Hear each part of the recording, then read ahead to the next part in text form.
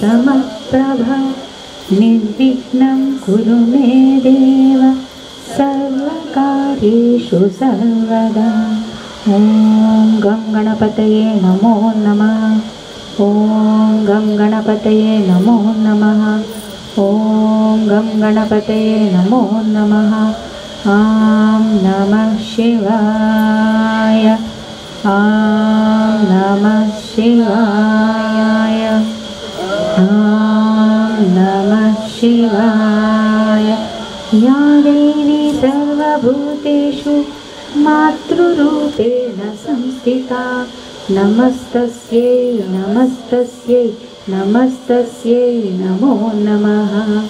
या देवी सर्वभूतेषु शक्तिरूपेण संस्थिता नमस्तस्यै नमस्तस्यै नमस्तस्यै नमो नमः।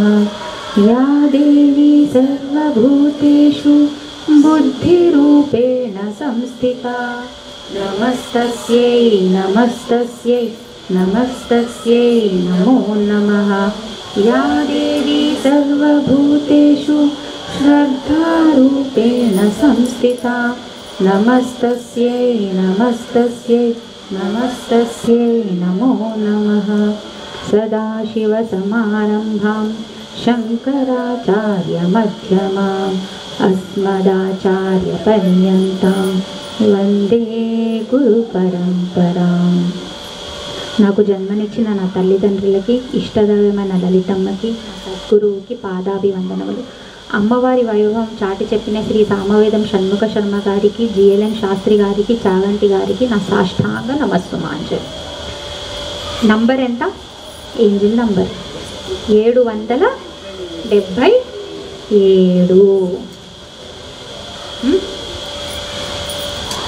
విరారాధ్య విరాట్ రూప విరజా విశ్వతోముఖి ప్రత్యగ్రూప పరాకాశ ప్రాణద ప్రాణరూపిణి మార్తాండ భైరవారాధ్య మంత్రిణియశ్చ రాజ్యుడు. మొత్తం ఎన్ని నవరాత్రులు వస్తాయి? 4. ఏంటది? రాజేష్ ఇక్కడ నుంచి స్టార్టా? ఇది ఫస్టా? చెప్పు. చైత్ర నవరాత్రి. చైత్ర నవరాత్రికి ఇంకా పేర్లు: గౌరీ నవరాత్రి, లలితా నవరాత్రి, శ్రీరామ నవరాత్రి, వసంత నవరాత్రి, గర్భ నవరాత్రి. ఇవి అన్ని 9 అన్ని రాత్రులను అంటాం, నవరాత్రులు అంటాము. అలా ఎన్ని వస్తాయి? 4 వస్తాయి. ఇప్పుడు ఒకటి చైత్రం వచ్చింది. అంతకన్నా ముందు మనం ఏం చేసుకున్నాం? ఒక 2 నెలల దానిలో ముందు శ్యామలాదేవి, రాజశ్యామలాదేవి. అంతకన్నా ముందు వెనక్కి వెళ్ళాం, దుర్గా నవరాత్రులు కదా, దుర్గా నవరాత్రులు. దానికన్నా ముందు వారాహి నవరాత్రులు. నవరాత్రులు 4.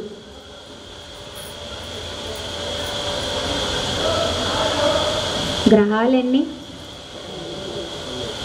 మనల్ని అంతా పట్టి ఆడించే వాళ్ళు ఎంతమంది? 9. రంధ్రాలెన్ని? నవరంధ్రాలు.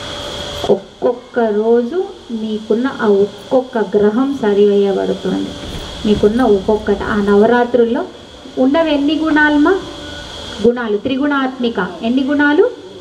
3 గుణాలు. ఏంటది? రజోగుణం, తమోగుణం, సత్వగుణం.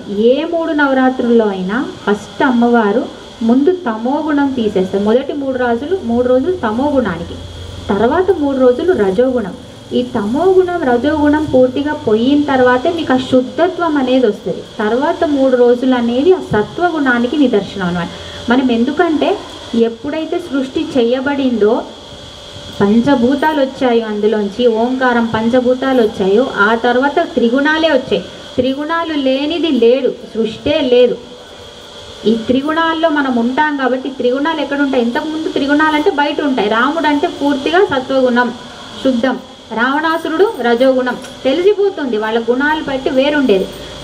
మనం ఇక్కడ ద్వాపర యుగం వచ్చేసరికి, ఆ తర్వాత దగ్గరకు వచ్చేసరికి మెల్లగా మనుషుల్లోనే వచ్చేసారు. ఇప్పుడు మనం వీళ్ళని పాండవుల్ని కౌరవుల్ని చూస్తే ఎవరు తప్పు ఎవరు ఒప్పు? అర్జునుడిలో కూడా తామసికం ఉండింది. నేను అమ్మో నా వాళ్ళ నుంచే నేను యుద్ధం చేయను అన్నాడు. ఆయనలో కూడా ఉండింది, మన చెడ్డోళ్ళల్లో కూడా మంచితనం ఉండింది, మంచోళ్ళలో చెడ్డతనం. అక్కడ ఏంటంటే మనిషిలాగా తేడా రాలేదు, అంతా కలిపి ఒకళ్ళలోనే ఉంది. ఉదయం నాకు నేను హ్యాపీగా ఉన్నా, మధ్యాహ్నం కోపంగా ఉన్నా, రాత్రి ఎవరి మీద బలం ప్రకటిస్తున్నా, ఎవడో అయితే కొట్టేశాను. అన్నీ ఎవరిలో ఉన్నాయి? నాలోనే. ఒక్క రోజులోనే నాకు ఇన్ని 3 గుణాలు. అలా ఒక్క రోజులో కాదు, మనకి పూటకి గంటకి మన గుణాలు మారుతాయి. సో మనం ఏం చేయాలి? అదే పనిగా ప్రాక్టీస్ చేస్తూ ఉండాలి. ఈ గుణాలన్నిటికీ ఫస్ట్ ఆధారభూతం ఏంటంటే మనం తీసుకునే ఆహారం అన్నమాట. కాబట్టి అందుకే ఎప్పుడూ కూడా మనల్ని ఆహారం దగ్గర బాగా కట్టడి చేస్తారు మన వరకు. ఇప్పుడు ఆహారం అంటే ప్రతి 3వ షాపు దీనికే పాయే. అందుకే ఇక్కడ లేనంతసేపు తాళము ఇక వదిలేయండి, ఓన్లీ వినడం వరకే. నాకు డాక్టర్ అవ్వడం ఇష్టం చెప్పడం వరకే, తర్వాత ఏమీ ఉండదు, తర్వాత జరగదు. ఈరోజు నవరాత్రులు కదా, ఈరోజు 3వ రోజు తదియ కదా. ఈ అమ్మ నామాలు చెప్తూ అమ్మ నామాలు ఎంత పెద్ద ఉపాసననో నాకు అమ్మ నామాలు పట్టినప్పుడు తెలియదమ్మా, నిజంగా తెలియదు. ఏదో పిల్లాడు ఉంటాడు కదా, తెలియకుండా వాడు ఏదో సముద్రంలో దూకినట్టు జస్ట్ బాగుంది, నీళ్లు బాగున్నాయి, అలలు బాగా వస్తున్నాయి, బాగుంది కాళ్ళు అందులో నీళ్ళల్లో పెడితే బాగుంది, ఆ స్పర్శ బాగుంటుంది. సముద్రం దగ్గరికి వెళ్ళండి, కాళ్ళు నీళ్ళల్లో పెడితే అదేదో తీసుకెళ్తే ఒక రకమైన ఆనందం ఇస్తుంది. అలా బాగుంది అనుకుంటూ ముందుకు వెళ్ళి నడుస్తాడు ఆ సముద్రంలోకి. ఏదో సముద్రం కూడా అమ్మ అది ఏమంటారు, ఏమనకుండా వాడిని సరే ఏమనకుండా లాక్కొని వెళ్ళాలి, మెల్లగా వెళ్తూ ఉంటుంది, లోతు తెలుస్తూ ఉంటుంది అనమాట, లోపలికి వెళ్ళి. అలా నాకు ఈ అమ్మ నామాలు పట్టిన తర్వాత ఆమె లోతు ఉందని చూడండి. మీరు నిజం చెప్పండి, మీరు ఎవరితో గొడవ పడతారు? మనం అంతా అనుకుంటాం కదా మనం బయటోడితో గొడవ పడుతున్నామని, కానీ మీరు ఆధ్యాత్మికంగా వచ్చిన తర్వాత తెలుసా బయట ఎందుకు ఆపేస్తారు దగ్గర జనాలతోని? ఎందుకంటే మీలో మీరే గొడవ పడ్డానికి సరిపోతుంది. అంటే మీలో ఉన్న చెడుని తీసేయాలి, మీలో ఉన్న వికారాలు తీసేయాలి, మీలో ఉన్న అహంకారం తీసేయాలి. అంటే మీ ఇంట్లోనే పని ఉన్నప్పుడు మీరు ఇంకా పక్కింటికి వెళ్ళి ముచ్చట్లు పెడతారా? పెట్టరు కదా. అప్పుడు మనం ఏం చేస్తామంటే పక్కింటి నుంచి సొంత ఇంటి క్లీనింగ్కి వస్తాం. ఆధ్యాత్మిక అనేది సొంత ఇంటి క్లీనింగ్ అన్నమాట. ఇక సొంత ఇంటి క్లీనింగ్లో బెడ్రూమ్ ఊడుస్తాము, కిచెన్ ఊడుస్తాము, బాత్రూమ్లు కూడా మనమే చేసుకుంటాం కదా, అన్నీ మనమే కదా. కాబట్టి ఏడు కూడా అన్ని రకాల ఊడ్చుడులు ఉంటుంది. సో అమ్మ ఏదో ఆనంద డోలికల్లో వేసి హే రామ అనగానే ఆనందం వస్తుంది ఆనందం. ఇంకా కొంచెం లోపల దిగితే దాంతోపాటు కత్తరేసి ఢామ్గా అది కూడా చేస్తుంది, కత్తరేసి కూడా కొడుతుంది, ఒకటే చూస్తుంది.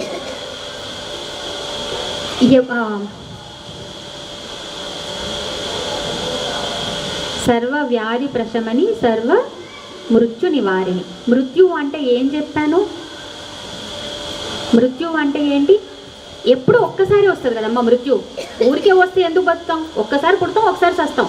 కానీ అది ఎప్పుడు చస్తామో తెలియక ప్రతి నిమిషం భయపడతాం. కొంచెం బస్సు ఎక్కాం, బస్సు సరిగ్గా నడిపించే డ్రైవర్ వాడు దింపేంత వరకు మన పరిస్థితి ఎలా ఉంటుందో చెప్పండి.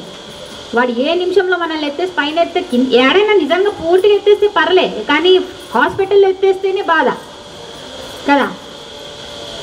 అలా ప్రతి నిమిషం ఏదో ఒక దాంతో అసలు నిజమైన మృత్యువు ఏంటంటే భయం. మృత్యువు కాదు భయం ఇచ్చేసేది, ఫియర్ ఆఫ్ డెత్. అలాగే నాలో కూడా చాలా మృత్యువు ఉండింది, ఫియర్, భయం. ఆ భయంతో బాగా పోరాటం చేశాను, బాగా అంటే బాగా, మామూలుగా చేయలేదు. ఈరోజు నేను దానికి అంతం అందించాలనుకున్నా. ఎందుకు తెలుసా? ఈరోజు అమ్మవారి నవరాత్రులు, లలితా నవరాత్రి 3వ రోజు, అంటే తామసిక గుణానికి ఈరోజు 3వ రోజుకి. అలాగే నాలో ఉన్న తామసిక గుణం ఏదైతే ఉందో, ఒక భయం అనేది ఉందో, ఆ భయం ఈ రోజుకి వెళ్ళిపోవాలి. ఇంకా ఆ భయం అనేది నాలో ఉండొద్దు. ఏం జరుగుతుంది? ఆమెని నమ్ముకున్న తర్వాత కూడా నేను భయపడుతున్నానంటే ఇంకా నేను ఇక్కడ కూర్చొని నామాలు చెప్పడానికి అర్హత లేని దానిని, అర్హత లేని వాడు ఈ సీట్లో కూర్చోవద్దు.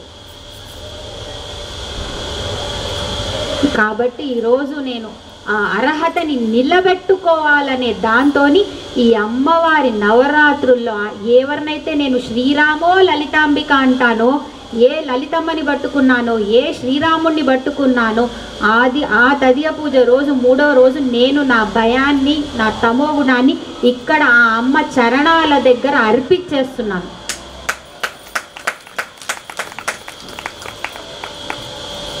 ఎందుకు తెలుసా ఈరోజు పేరు కూడా విరారాధ్య, వీరుల చేత ఆరాధించబడే తల్లి.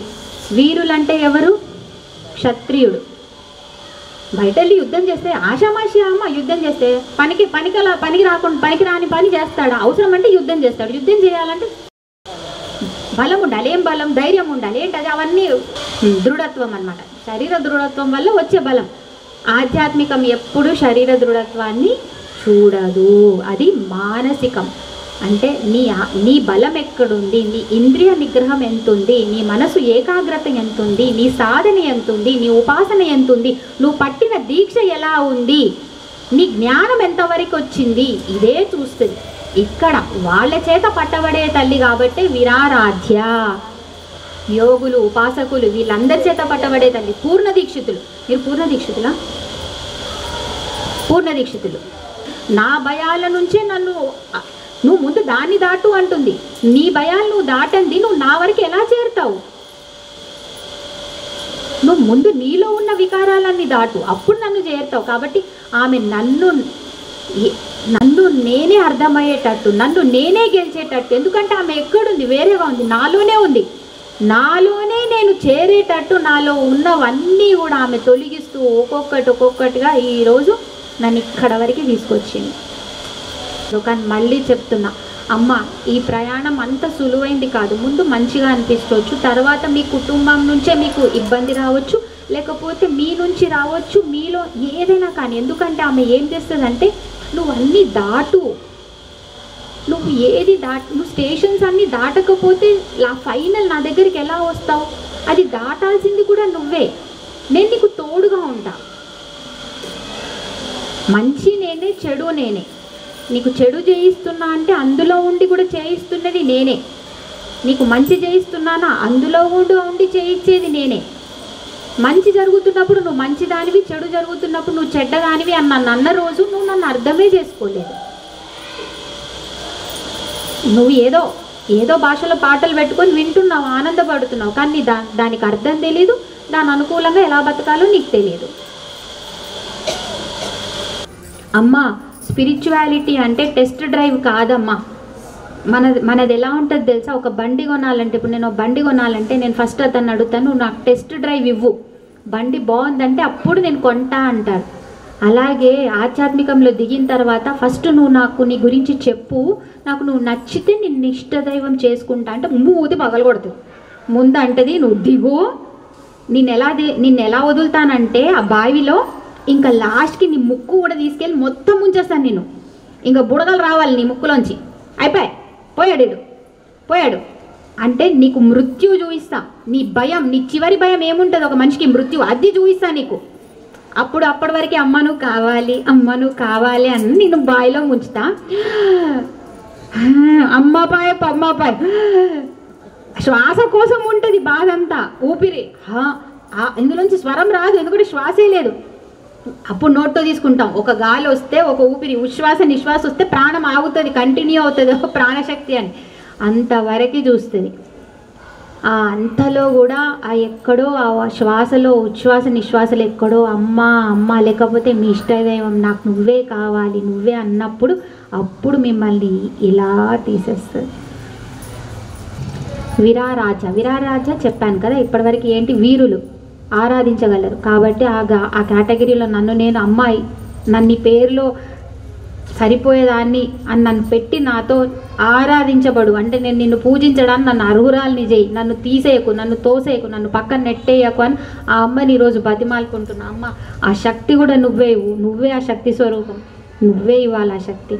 నేను నా వికారాలని దాటుతాను, నాలో ఉన్న కామ క్రోధ లోభ మోహ మద మాత్సర్యాలన్నిటినీ దాటుతాను. కానీ తల్లి, నువ్వు మాత్రం నా పక్కనుండు, నన్ను మాత్రం ఎప్పుడు వదలకు. ఏది ఏమైనా పర్లేదు, మంచి చెడు ఏ జరుగుతోన్న జీవితంలో ఎంత ఏమైనా ఉండని, కానీ నేను నా ప్రాణం పోయేంత వరకు, ఆ చివరి శ్వాస వరకు, చివరి శ్వాస కాదు, ఆ వచ్చి తీసుకెళ్ళేది కూడా నువ్వే అని నాకు తెలుసు. విరాట్ రూప, అమ్మ రూపం ఎలాంటిది? విరాట్ రూపం. ఇప్పుడు అమ్మ భువనేశ్వరి, ఎన్ని భువనాలకి అధిపతి? 14 భువనాలు. పైన ఉన్న లోకం ఏంటమ్మా? ఊర్ధ్వలోకంలో పైన ఉన్నదేంటి? సత్యలోకం. సత్యలోకం, సరేనా? ఇదే ఇదే అనుకుంటాం విరాట్ రూపం లాగా. అంటే పైన ఉన్న లోకం ఇదేం లోకం? ఇది సత్యలోకం. కింద ఉన్నదేంటి? ఊర్ధ్వలో అదో లోకంలో ఉన్నదేంటి? దెబ్బలు పట్టే చిన్నోడి ఆపు. కింద ఉన్న అదో లోకంలో ఉన్నదేంటి? అత్యంత కింద ఉన్న లోకం పాతాళ లోకం. అంటే అక్కడ ఉన్నది ఆమెనే, ఈ మధ్యలో ఉన్న లోకాల్లో ఉన్నది ఆమె, కింద ఉన్నది ఆమె. ఆ మొత్తం కలిపి ఏదైతే ఆమె రూపం వచ్చిందో అదే విరాట్ రూపం. అంటే చెడులో ఆమె లేదు, చెడులో లేదు, చెడులో కూడా ఉన్నది ఆమెనే. ఆమెనే గుండి జయిస్తుంది, త్రిగుణాత్మిక. ఎవరితో ఏ పని చేయిస్తే ఏది జరుగుతుందో ఆ పని చేయిస్తుంది. కానీ అందులో ఉండి చేయించేది కూడా నువ్వే అమ్మా. కానీ ఆ శక్తి, ఆ చేసే గుణం ఏదైతే తామసికం, రజోగుణం, తామసిక గుణం ఉందో దాంతో నాకు హామ్ అవ్వద్దు, అంటే నన్ను ఇబ్బంది పెట్టొద్దని మీరు కోరుకోవాలి. అంతేగాని తామసిక గుణం ఓండి కాదు, నువ్వు అతనిలో తామసిక గుణంలో ఉన్నావు కానీ అది నన్ను ఇబ్బంది పెట్టొద్దు అని కోరుకోవాలి. మీరు వీటి గుణాలని ఆపలేరమ్మా. ఎందుకంటే ప్రతి మనిషిలో ఈ 3 గుణాలు కలిసే ఉంటాయి, కలిసి ఇమిడిపోయి ఉంటాయి. మీరు ఉదయం పని చేస్తారు, సాయంత్రం ఇంటికి వస్తారు, రాత్రి పడుకుంటారు. ఈ 3 పనులు చేసేది మీరు ఒక్కళ్ళే కదా. వంట చేసేది మీరే, బయటికి వెళ్ళేది మీరే, అన్నీ. అలాగే ఈ తామసిక, రాజసిక, తమో గుణం మీలోనే ఉంది. కానీ కాన్షియస్గా, అంటే తెలిసి ఎరుకలో తీసుకొచ్చి బతకాలి అంతే. అలా విరాట్ రూప అమ్మవారు. విరజ, విరజ, విరజ పేరు పెట్టుకుంటారు ఎవరైనా? పెట్టుకోరు అనుకుంటా. విరజ, విరజ, రజ. తమోగుణం తమోగుణం అని చెప్పి పాపం మీ అందరికి ఇంత పెద్ద క్లాస్ వీకినా ఇప్పటివరకు. ఇప్పుడు రజ అంటే రజోగుణం. రజోగుణం అంటే ఏంటి? ఎవరినైనా ఒక్కడినైతే నేను గెలకాల్సిందే ఈరోజు, గెలకపోతే నాకు నిద్ర పట్టదు.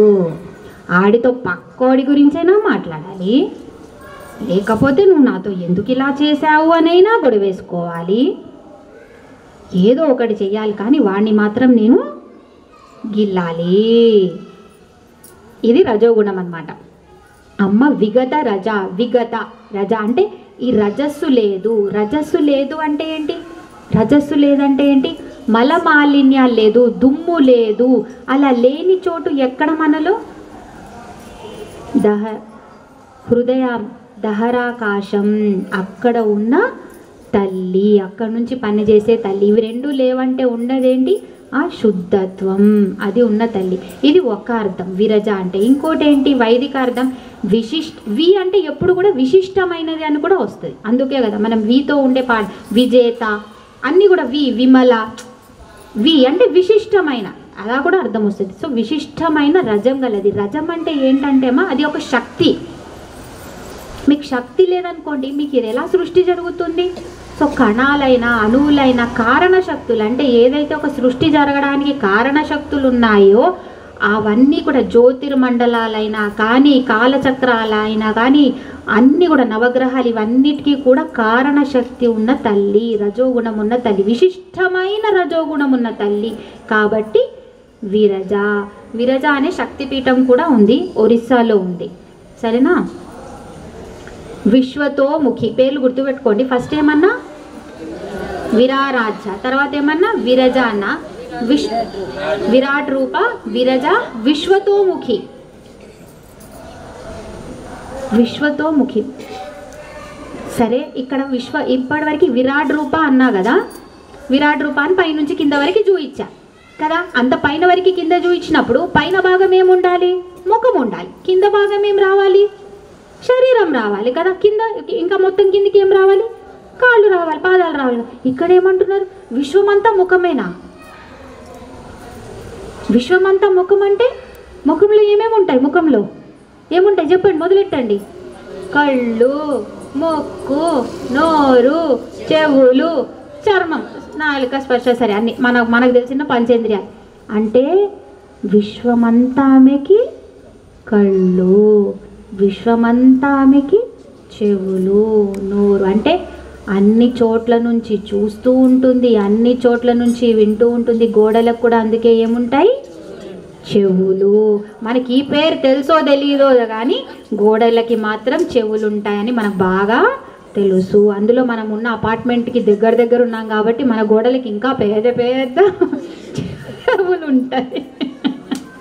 కాబట్టి అలా అమ్మ విశ్వతో ముఖి అంటే ఇన్ని చెవులు ఇన్ని కళ్ళు ఉన్నాయి అంటే ఆమె ఏం చేస్తుంది? విశ్వ సాక్షిని. మనల్ని అందరినీ చూస్తుందా లేదా? మనం చేసే పనులని మనమేమంటాం? ఎవరు చూడట్లేదులే, ఏం కాదు. ఆమె ఏం చేస్తుంది? అంత మొహం పెట్టుకొని కూర్చుంది. ఒళ్ళ కింద బాగా మేడుందో తెలియదు, మొత్తం మొహమే పెట్టి చూస్తోంది. అప్పుడెప్పుడో పేర్లు చెప్పాను. సహస్ర శీర్షవదన, సహస్రాక్షి, సహస్రపాత్. అక్కడ లేవని కాదు, ఎందుకంటే అయ్యో చేతులు కాళ్ళు లేవన్నా, లేవు, ఉన్నాయి. సహస్ర శీర్షవదన, సహస్రాక్షి, సహస్రపాత్. కాళ్ళు చేతులు కూడా అందులోనే ఉన్నాయి, లేవని కాదు. ఆహా, అయితే విశ్వమంతా ఆమె ముఖంలో ఉంది. విశ్వమే మొత్తం మొహం చేసుకుని ఉంది. కానీ ఏంటి ఆమె మరి విశ్వాన్ని అంతా జయిస్తుంది, అని చూసుకుంటుందంటే. కానీ ఆమె ఎలా ఉంది? ఇప్పుడు నాకు ఈ ఎవెన్యూని ప్రెసిడెంట్ చేశారనుకోండి, ఫస్ట్ డే మీకు ఎలా ఉంటుంది? నన్ను అందరూ మెచ్చుకుంటారు, నేను మంచిదాన్ని. రెండో రోజు కూడా నన్ను మెచ్చుకుంటారు, మూడో రోజు కూడా మెచ్చుకుంటారు, నాలుగో రోజు కొంచెం తిట్టుకోవడం స్టార్ట్ చేస్తారు, ఐదో రోజు పక్క వాళ్ళతో కూడా చెప్పుకొని తిట్టుకోవడం స్టార్ట్ చేస్తారు, ఆరో రోజు కొంచెం గట్టిగా మీటింగ్లోనే చెప్తారు.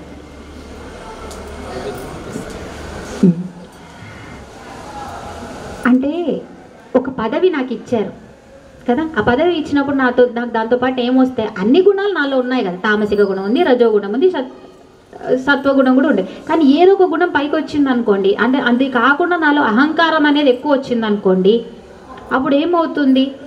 నిర్ణయాలు అటు ఇటు అవ్వచ్చు, ఇబ్బంది పడవచ్చు, అప్పుడు కొంచెం అవి రావచ్చు. కానీ ఆమె ఈ సృష్టిని నిర్వహిస్తుందే, ఆమె మీద కోపం వచ్చిందా? ఎందుకు రాదు? అందరు కోపం వస్తుంది కదా, కోరికలు తీర్చట్లేదు అంటే వచ్చేది కోపమే కదా. పోనీ ఆమె ఎప్పుడైనా డైరెక్ట్గా కనిపిస్తే తుచ్చి అన్నారా? కనిపించిందా? తుచ్చి అనడానికి, చిచ్చి అనడానికి కనిపించలేదు. కానీ ఈమె విశ్వాన్నంతా మొహం చేసుకొని విరాట్ రూపాల్లో ఉంది. కానీ ఈ తల్లి ఎవరు? విరజ, శుద్ధత్వం, అహంకారం లేని తల్లి. అహంకారం లేకుండా విరాట్ రూపంలో విరజ అయి ఈ సృష్టిని పాలిస్తున్న తల్లి. అంటే నువ్వు కూడా ఆమెలాగా విరాట్ రూప అయితే ఈ సృష్టిని విరజ అయి పాలించు అని చెప్తోంది మనల్ని. మనము త్రిగుణాలకి లోబడి ఉన్నాం కాబట్టి మనకి ఇవి ఎప్పుడు జరుగుతాయి? అది ఎప్పుడు పోతుందంటే సాధన ఒక్కటే అమ్మ, సాధన ఒక్కటే. పిల్లాడికి అంటాం నువ్వు తింటే పెరుగుతావురా, తింటే నీకు శక్తి వస్తుందంటే తింటే అని చెప్తే కాదు, వాడు తింటే వస్తుంది నిజంగానే, వాళ్ళు అడిగితే వస్తుంది. అలాగే మీరు అమ్మ గురించి ఇలా కూర్చొని ఎన్ని నామాలు విన్నా, అభిషేకాలు చేసినా, ఆరతులు ఇచ్చినా, ప్రసాదాలు తిన్నా, మీరు సాధన చెయ్యకపోతే ఆమె మీ ఇంటి గడప. మిగతా మాట నేను అన్నాను, ఎందుకంటే అది నాకు జరగదు, నేను ఎవరికి అది జరగొద్దు, అది అలా ఉండాలని. నాకు ఇక్కడ కూర్చున్నప్పుడు నేను ఏదైతే అనుభవిస్తున్నానో, నాకు ఆమె వచ్చి ఏం చేసిందో మీ ప్రతి వాళ్ళకి అది చెయ్యాలి, ప్రతి వాళ్ళకి ఆమె అంతే దగ్గర అవ్వాలి. కాబట్టి నేను ఆమె రాదు అనే మాట కూడా అన్నాను. ఆమె ఉంది ఇక్కడే, ప్రతి వాళ్ళు అనుభవించాలి. నేను ఏదైతే అనుభవిస్తున్నానో పూర్తిగా చెప్తున్నాను, ఇక్కడ నుండి చెప్తున్నాను. కానీ త్రిగుణాలు ఉన్న తల్లి, ఆమెకు మాత్రం ఇవేవి అంటవు. అదెట్లా? బురదలో దిగితే మనకు కూడా బురద అంటాలి కదా, మరి ఎట్లా? తప్పు కదా. త్రిగుణాలే ఆమె దగ్గర 3 గుణాలు ఉన్నాయి, కానీ ఆమెకి ఇవేమంటావు? అది ఎట్లా కుదురుతుంది?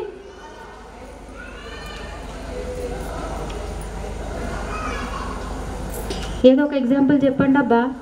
మీరు చెప్తారని వింటున్నాను, ఎందుకంటే మీరంతా ఇప్పుడు బాగా పవర్ఫుల్ స్టూడెంట్స్ అయిపోయారు. గుడ్ స్టూడెంట్స్ కూడా కాదు, పవర్ఫుల్ స్టూడెంట్స్ అయిపోయారు కాబట్టి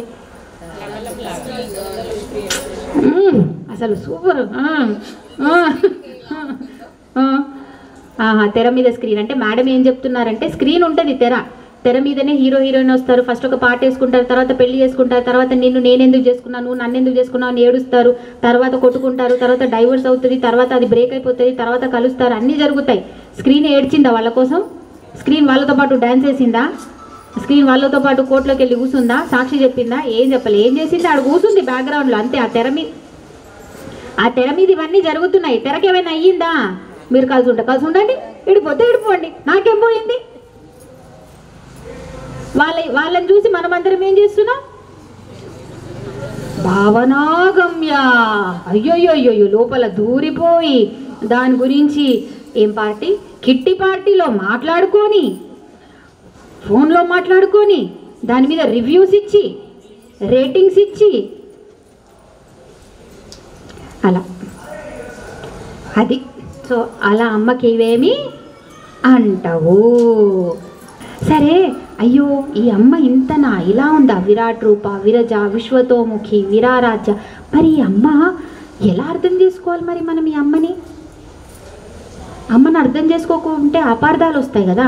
ఇప్పుడు మన పిల్లలకే మనం సరిగ్గా అర్థం కాలేదనుకోండి, బయటికి వెళ్ళి ఏమంటారు తెలుసా? ఐ హేట్ మై మామ్ అంటారు.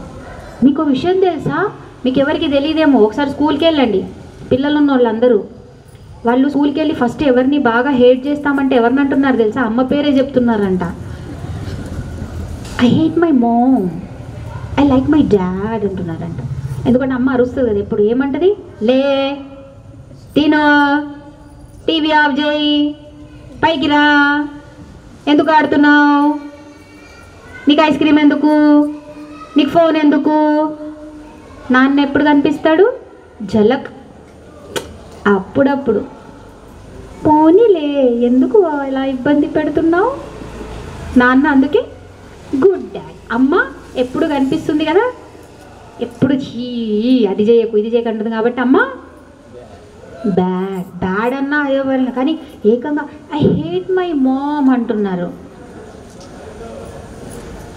నా కూతురు వచ్చి చెప్తుంది, అమ్మ నేను ఒక్కదాన్నే అమ్మ, నాకు మా అమ్మ అంటే ఇష్టం అని చెప్పేది, మీ తనంతా మా అమ్మ అంటున్నారంటే అంటే అదేలా నువ్వెలా ఇష్టం అంటే మనం కూడా మారాలేమో నాకు తెలియదు కానీ అలా. సరే, ఈ అమ్మ కూడా అర్థం కాకపోతే మీరు కూడా ఏమంటారు అంటారా? మనం మంచోళ్ళం, మనం కానీ ఇంకెక్కడైనా ఎవరైనా అనవచ్చు కాబట్టి తెలుసుకోవాలి. ప్రత్యక్ రూప ఈ రూపంలో ఉంటుందంట. ప్రత్యక్ పరాక్ అంటే బయట కనిపించేది, బయటికి వెలికి వచ్చుట, బయటికి. ప్రత్యక్ అంటే వెనక్కి వెళ్ళడం. సికింద్రాబాద్ నుంచి మొదలైంది ట్రైన్, సరేనా? మౌలాలిలో సెకండ్ పాయింట్ ఉంది, వరంగల్, జన్గాం, ఆలేరు, జన్గాం. నేను ఎంబీబీఎస్ చదివా కాబట్టి నాకు ఆ ఊర్లే బాగా తెలుసు, అట్టాగే వస్తున్నాయి. ఇంకా అర్థం చేసుకోండి, నాకు మిగతా ఊర్లు తెలియవు సరిగ్గా. ఆలేరు, జన్గాం, వరంగల్ వచ్చింది, హన్మకొండ, వరంగల్ వచ్చింది. ఆ తర్వాత అక్కడి నుంచి అది ఎక్కడికి వెళ్ళాలి? సరే, విజయవాడకి వెళ్ళాలి. పంపిద్దామా విజయవాడ వరకు? ఆడ వరకు పంపిద్దాంలే. మీరు ఎక్కడ ఎక్కారు? మీరు ఆలేరులో ఎక్కారు, వరంగల్లో దిగారు. ఇప్పుడు మీకోసం ట్రైన్ ఎక్కడి నుంచి ఎక్కడి వరకు ఉంది? ఆలేరు నుంచి వరంగల్ వరకు. కానీ నిజంగా ట్రైన్ అంతే ఉందా? అలా ఉందనుకుంటే మీరేమైనట్టు? మిమ్మల్ని చూసి పక్కనోడు నవ్వుతాడు, అరే నేను ఆలేరు కాదురా, దానికన్నా ముందు నుంచి ఎక్కాను అని. అంటే మీ జీవితంలో కూడా ఈ ఒక్క జన్మను పట్టుకొని నా భర్త, నా పిల్లలు, నా జీవితం అంటున్నారు చూడండి. ఇది ఎంత? ఇంతే. దీనికన్నా ముందు మీరు చాలా స్టేషన్లో ఆల్రెడీ ప్రయాణం చేస్తున్నారు. దీని తర్వాత కూడా ఇంకా చాలా స్టేషన్లో ప్రయాణాలు చేస్తారు, దిగుతారు. ఆ ప్రత్యక్ రూప, ఆ ముందు స్టేషన్లు ఉన్నాయి చూడండి, ఏవైతే మీకు తెలీదో అది తెలుసుకోవడమే ఆమె తెలియడానికి ఏం లేదు. నిజం చెప్పాలా, ఆమె నిశ్శబ్దం, సైలెన్స్. అందుకే శూన్య, ఆమె ఏం లేదు. అందుకే శివుడు అంటారు శూన్యం, ఆయన ఏం లేడు. కానీ ఎప్పుడైతే అందులో ఒక శక్తి ఉంటుందో, విస్ఫోటం జరుగుతుందో, అప్పుడు శబ్దం వస్తుంది. మహాశివరాత్రి అప్పుడు, పోయిన మహాశివరాత్రికి అనుకుంటా, నేను అక్కడ ఉన్నాను అనుకుంటా. అయితే ఒక పిల్లాడు, నేను ఈషా మహాశివరాత్రి ఈషాకి వెళ్ళాను, కోయంబత్తూరు. నాకు సద్గురు ఈ పాటికి అర్థమైపోయి ఉంటుంది కదా. సద్గురువును ఒక అబ్బాయి అడిగాడు, 17 సంవత్సరాలు ఉండొచ్చు. మీరు ఇన్ని మాటలు మాట్లాడతారు కదా, మీరు ఏమేమి పుస్తకాలు చదువుతారు, మీరు ఏమేమి చదివారు అని. ఎక్కడి నుండి చదువుతారు? చెప్తున్నా, వస్తున్నా. ఏమేమి చదువుతారు, లేకపోతే ఎక్కడి నుండి వస్తుంది నాలెడ్జ్, ఏదో మొత్తానికి సమ్ క్వశ్చన్ ఫ్రేమ్ చేశాడు. ఎక్లిప్స్ అంటారు, ఆ రోజు ఇలా నిటారుగా నిల్చోవాలంటాడు, నిల్చుంటే మీరు కలుస్తుంది, కుండలిని ఇదే అవుతుంది, ఆ రోజు ఇంకేదో స్పెషల్ పవర్ వస్తుంది. మీకు ఇవన్నీ ఎవరు చెప్పాడు, ఏ పుస్తకంలో రాసుందో ఏదో అడిగాడు. ఇట్లాంటిది ఏదో తింగర క్వశ్చన్, తింగరోడు, బంగారు పిల్లాడు. అప్పుడు సద్గురు ఒక మాట అన్నాడు,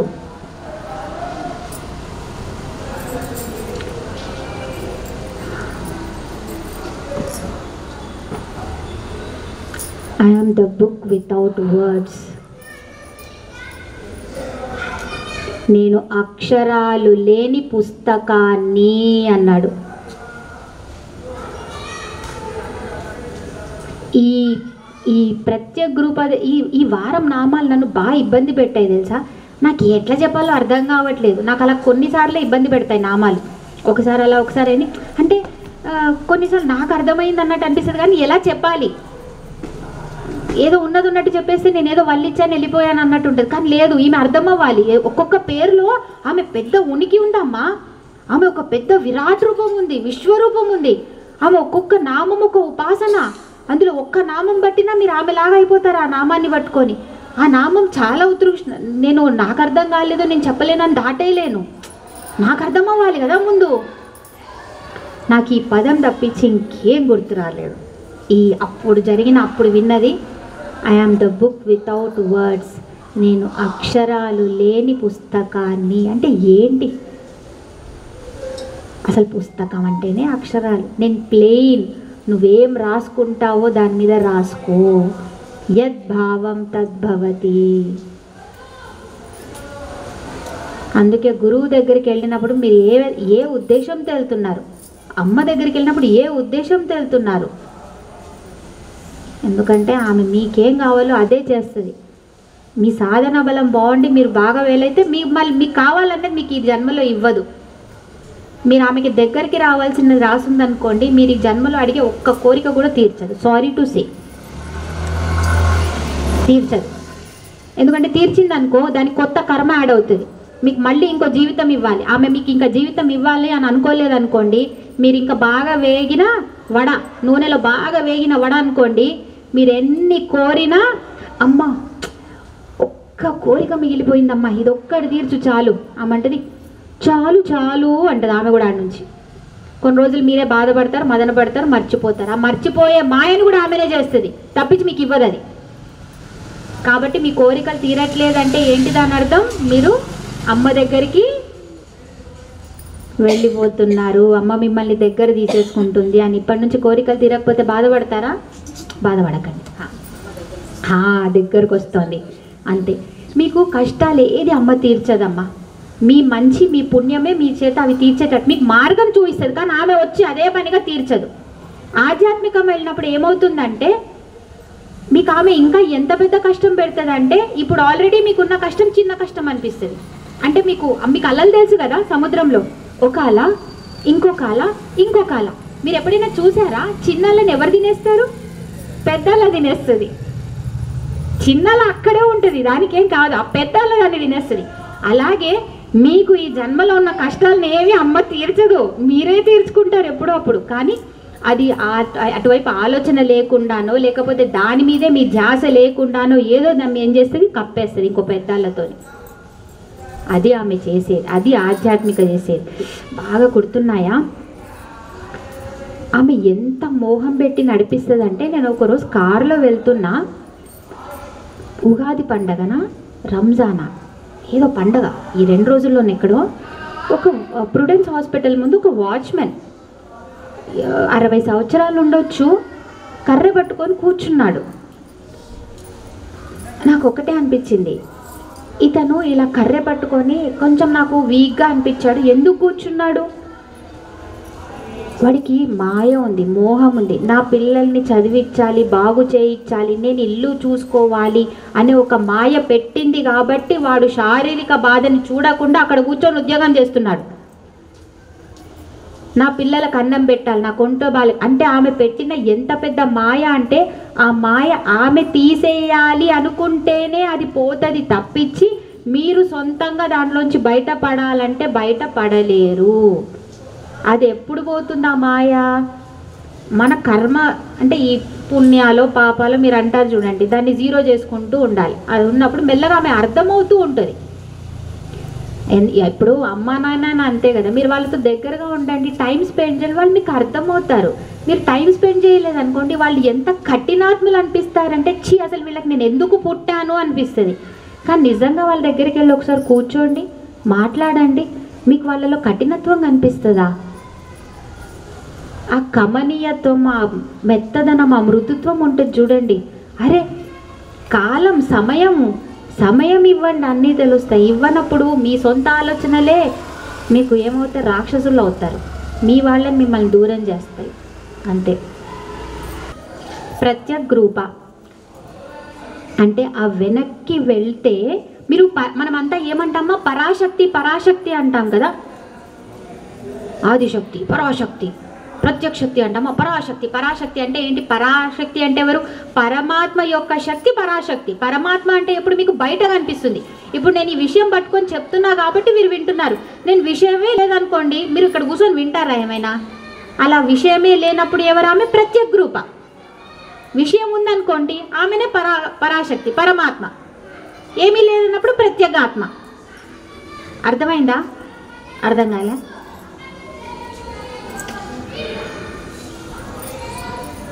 నేను మాట్లాడాను, వినిపించిందా? తెప్పలు పడతాయి. వినిపించిందా? కానీ నేను మాట్లాడాను, నేను చెప్తున్నా కదా, నమ్మండి నన్ను.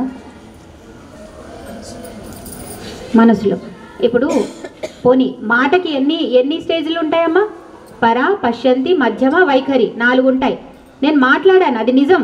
నా మాట మొదలైంది, కానీ ఎక్కడుండింది? పరా లెవెల్లో అంటే ఎక్కడ ఉండింది? నా నాభి దగ్గర ఉండింది. పశ్యంతి అంటే ఇక్కడ ఉండింది, హృదయ సామ్యం. మధ్యమ కంఠం దగ్గర ఉంది. వైఖరి అనేసరికి బయటికి వస్తుంది. నేను లోపల ఆల్రెడీ ప్రిపేర్ అయ్యాను, ఏం చెప్పాలి ఏంటనేది ఉండింది, ఇక్కడ మొదలయ్యింది, కానీ బయటికి రాలేదు. కాబట్టి మీరేమంటారు? లేదంటారు. నేనేమంటున్నా? ఉంది అంటున్నా. మీరన్నది నిజమా, నేనన్నది నిజమా? రెండు నిజమే. నా కోసం ఇది నిజం, మీకోసం అది నిజం. అర్థమైందా? అలాగే ఆమె ఉంది, ఏమీ లేనప్పుడు కూడా ఆమె ఉంది, అన్నీ వచ్చిన తర్వాత కూడా ఆమెనే ఉంది. కానీ ఆధ్యాత్మిక మన సనాతన ధర్మం ఏం చెప్తుంది? నువ్వు అందులోకి వెళ్ళిపో, నువ్వు కూడా అందులోంచి వచ్చావు కాబట్టి అందులో కలిసిపో, అదే నీకు ఆనందం. నువ్వు ఎంత బయట వెళ్ళి తిరిగినా, బయట ఎంత పని చేసినా, సాయంత్రం ఎలా అయితే సొంత గూటికి చేరాలనుకుంటావో, ఎలా అయితే ఒక పెళ్ళైన అమ్మాయి తల్లిగారింటికి వెళ్ళాలని ఎలా ఈ కాలంలో అట్లా ఉవ్విళ్ళు ఊరుతున్నానో ఏదో నాకు తెలియదు, కానీ పాతకాలంలో బాగా దూరంగా ఉండేవాళ్ళు కాబట్టి అలా అనుకునేవాళ్ళు. ఈ కాలంలో లేదు, ఫ్రెండ్స్ని మీట్ అవ్వడానికి ఉంటుంది అంత ఉవ్విళ్ళు. మరి సరే, ఎలా అయితే తిరిగి నాది ఎక్కడుందో ఆనందం అక్కడే, అంతే కదమ్మా. బయట ఎంత పని చేసినా ఇంటికి వెళ్ళాలనిపిస్తుంది. ఎందుకు? ఇల్లు ఆనందం కాబట్టి. ఇంట్లో ఎవడున్నాడు లేదు, ఇల్లు ఆనందం. అలాగే మీ ఆనందం, నిజమైన ఆనందం ఎక్కడుందో అక్కడికి చేరుతారు చూడండి, అది ఆనందం. అది ఏంటి? ప్రత్యేక గ్రూప్. అసలు ఆమె ఏమీ కాదు, ఏమీ లేదు, అక్కడికి చేరడం. మరి ఏమీ లేని దానికోసం ఇంత చెప్పడం ఎందుకు? ఇది చెప్తే కానీ అది అర్థం కాదు కాబట్టి. ఓం శ్రీమాత్రే నమః.